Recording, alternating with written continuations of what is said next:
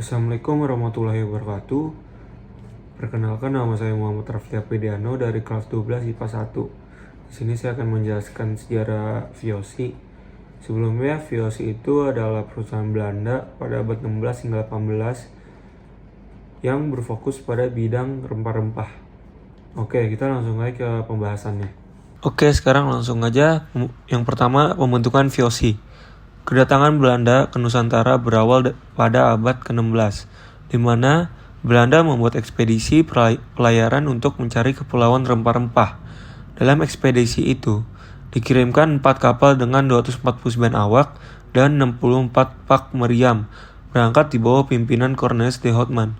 Baru pada Juni 1596, kapal-kapal de Houtman sampai di Banten, yang merupakan pelabuhan dengan penjualan lada terbesar di Jawa Barat. Temuan Houtman ini yang menjadi panduan bagi penjelajah Belanda yang menggelar ekspedisi besar-besaran ke Nusantara. Pada Maret 1599, Jacob van Eyck tiba di Kepulauan Rempah-Rempah, Maluku. Ia kemudian kembali ke Belanda dengan mengangkut banyak rempah-rempah. Keuntungan yang didapat Jacob itu memikat banyak pengusaha Belanda dan terjadilah persaingan dagang yang justru membuat keuntungan menjadi semakin kecil.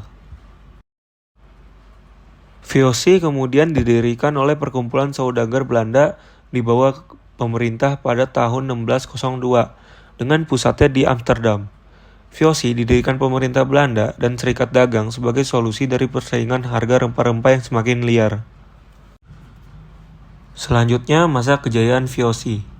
Tak memakan waktu yang lama, pada abad ke-17 dan ke-18, VOC atau dikenal juga sebagai Perserikatan Dagang Hindia Timur berkembang menjadi serikat dagang yang paling sukses.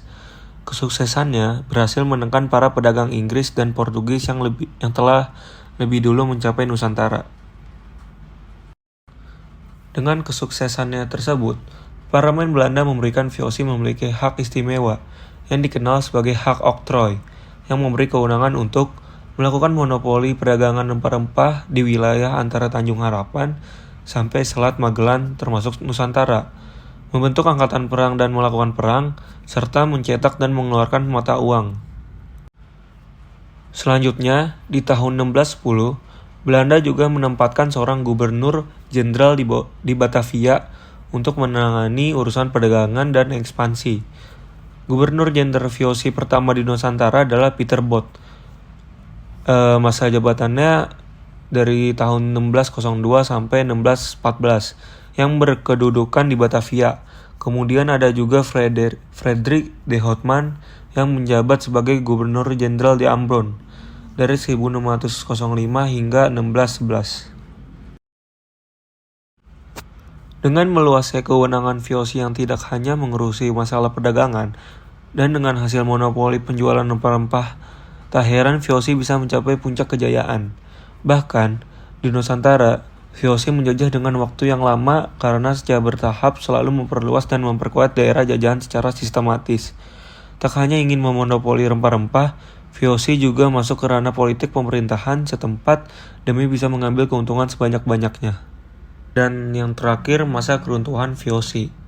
VOC melemah ketika para petinggi-petingginya tak lagi peduli dengan pembagian saham dan mulai ingin memperkaya diri. Melemahnya VOC mulai terlihat pada abad ke-18, di mana korupsi mulai merajalela dan menimbulkan beban hutang yang menumpuk. Hal ini dimanfaatkan Inggris dan Prancis untuk memperkuat serikat dagangnya dan pelan-pelan menyerang daerah-daerah kekuasaan VOC. Selain itu, biaya yang harus dilakukan untuk berperang di Nusantara melawan rakyat juga terus meningkat.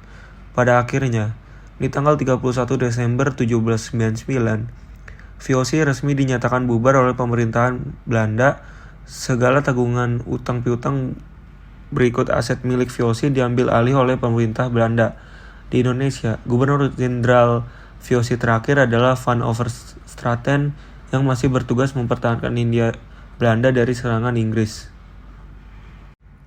Selanjutnya ada gambar-gambar bukti VOC. Oke, telah selesai pembahasannya. Jadi terima kasih sudah menonton. Kungsi.